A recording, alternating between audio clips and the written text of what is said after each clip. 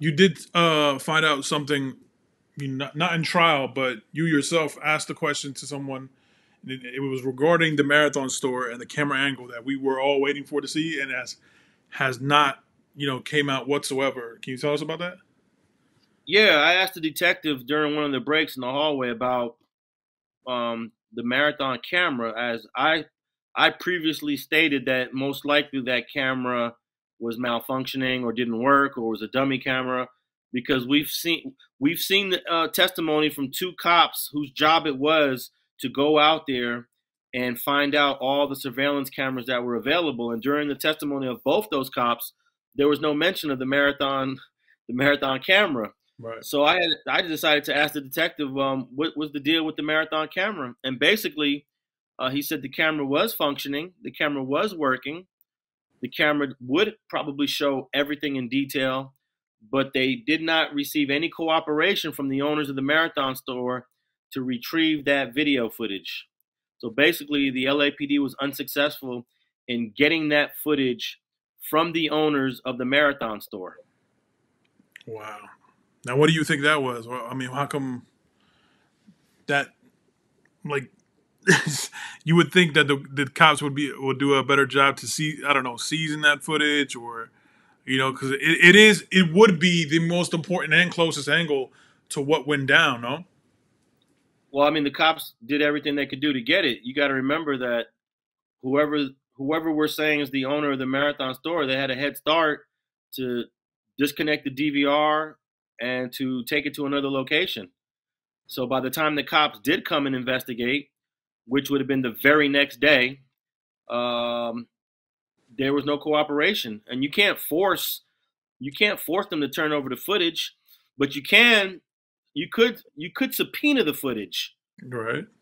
But if they took the footage to another place, then you can't subpoena something if you don't know where it's at. You could pull it from the sky, like your boy said. Well, I don't know who that was. That guy at Clubhouse. I don't. Oh, yeah. I don't know. And there's a process to getting that footage, just like the way they got the footage from the Fat Burger. I'm sorry, not the Fat Burger, Master Burger. There's a process. You got to get you first. You got to get permission from Master Burger, and then you have to get access to the DVR. Then the law enforcement has to bring their equipment in so they can get the information from the DVR to a flash drive or a hard drive. So it requires a certain level of cooperation on the part of the owners of the footage. Right. You can't bust your way in the door and be like, "You give me this fucking footage," or it's still No. America, all right? I mean, in 2019, and I would say for the past couple decades, the LAPD does have a bad reputation of practices and procedures that have been very hurtful to the community. But in most instances, they're not busting in stealing DVRs. Right. They just can't bust in and steal a DVR. There's a process, and Master Burger cooperated, and Shell gas station, they cooperated. In fact, the Shell gas station gave that footage up to TMZ before the LAPD got the footage. Right. Ain't that something? Yeah.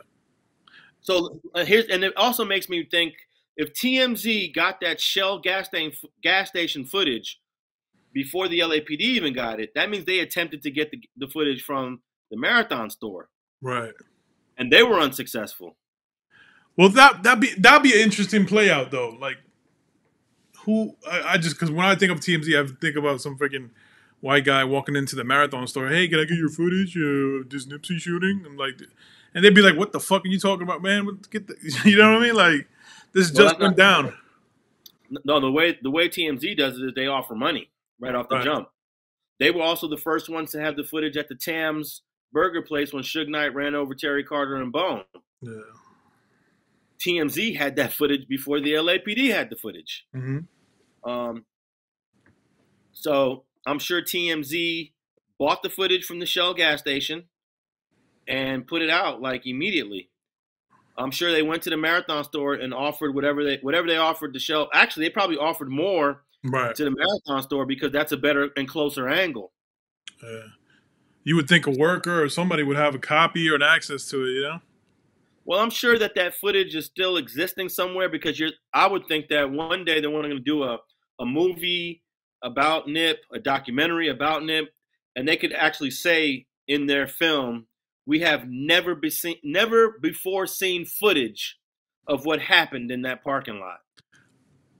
Right. You know, so I mean, if they would have gave it to the police, it would be that footage would become old quickly. Right. And who is the owner of the Marathon store? I don't know. Some people are saying that. Oh, I can tell you that Cowboy said that his boss was Black Sam. Right. He said that he didn't work for Nipsey Hussle; he worked for Black Sam. So I'm making an assumption that I don't know if there's co-owners, if there's a sole owner, but definitely Black Sam is was Cowboy's boss. Right. Let's assume just let's assume it is Black Sam. And it could be that case, yeah. We could have it for they could have it for a documentary or whatever. But at the same time, what I think, I mean, it would be tough to have if I was like, if that was my brother, that to have some footage like that existing and have it out there. Who knows? That probably Black Sam could have just destroyed that footage. Don't you think? Because that would have been if that was out there, that would have been the image of his brother's killing. That's a great point because that footage is probably more graphic Right. than the Shell gas station footage. And maybe he doesn't want the world to see his brother going out like that. Yeah. I mean, it's already graphic in the grainy footage. Exactly. You see Nip falling down backwards, and you see him with his hands, Yeah. begging for his life in essence. I would have, if let's assume that it is Black Sam that did it, I would have did the same thing that Black Sam did. Right. I would have said, I don't have the footage. The footage is gone. I would have not had. I would want control of how these images about my brother dying going out to the world, Right. and they can preserve that footage to tell the Nipsey Hussle story the way they want to tell it, with never before seen images of his last moments, if they want to do that, rather than it being turned over to the state of California as evidence in a homicide trial. Right. Right. Right. And it's not like the LAPD does not have enough evidence to convict Perfect. Eric Holder on this case. Whether or not it's first degree or manslaughter, it doesn't matter what video angle we're looking at. It's the decision about first degree and manslaughter, which is what this whole trial is about. It has nothing to do about the camera angle. It has to do about this conversation that occurred between Eric Holder and Nipsey Hussle. Right. And it could be very well the streets, people, from that neighborhood, from a certain lifestyle. They don't talk to police. They don't help them out. They don't, you know what I mean? Like that. That could be very well the case, no? That's part of it as well. Some people are just not comfortable with cooperating with the police. Right. They figure, look, you guys already have. Check this out. In terms of witnesses in this case, Michael Ramirez, who was the paralegal, is the 19th witness that has testified for the prosecution. Mm-hmm. So they have enough witnesses to draw out this story, right, to tell the story of what happened, and they don't really need that footage. But I know that the public wants to see that footage. Right. I understand that the public wants to see that, but that's us being selfish and nosy. Right. If Black Sam does not want that footage to be seen, I feel like we need to respect that. That's his brother being slain on HD footage. Right. And once you turn that footage over to the LAPD, you have no control over it anymore. And then it becomes a public record after the trial's over, Right. And guess how many YouTube videos are going to post it and do their analysis and their examination of it? If you're the brother, do you want all these people doing that? Absolutely not. Yeah.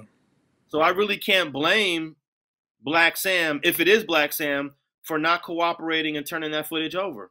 Right. I remember that was one of the first things people had said when that shit went down, was just people were so nosy and they think they have the right to everything. Oh, there's cameras everywhere. This is 2019.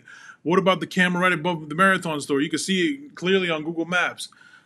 Where's that footage? Yeah, something's fishy going on. We can't see that footage. Is the police involved? Blah blah blah. I'm like, just because you on the internet 24/7 doesn't give you the right to see everybody's private property and or whatever, or killing of this and that. I'm like, get the fuck out of here. What are you doing? Yeah, I mean, I know everyone's appetite is Yeah. they want to see it, but think about it from the other way, from another perspective. If your mother or your father or your brother or sister is gunned down, getting shot at least 10 or 11 times, do you want that footage out there for the world to see? And not only that, I believe one day that footage will be out there for us to see, but it's going to be delivered to us the way they want it delivered. Right. So once it gets turned over, you lose control over it. So there's two issues here: losing control of the footage because now it becomes a public record in a court case, and then two, they're not ready for the world to see this footage because they're still mourning. It's only been 3 years, Right. and I can just tell you, for some people, you're gonna mourn for the rest of your life. Right. I don't know what it's like to lose a brother, but I can imagine that 3 years later you're still mourning. And do you want that? Do you want to have a lack of control of that footage to where it's going to be posted up all over the place? Absolutely not. So for all you guys out there that think something crazy is going on, nothing crazy is going on. I was surprised to find out that the footage does exist. The camera was working. But let's think about it. He did not want to turn it over. He did not want to cooperate with the investigation. And Black Sam has showed up 0 times in this trial. Right. So I don't think any of us should judge him for that or be overly critical that he did not turn this footage over to the police.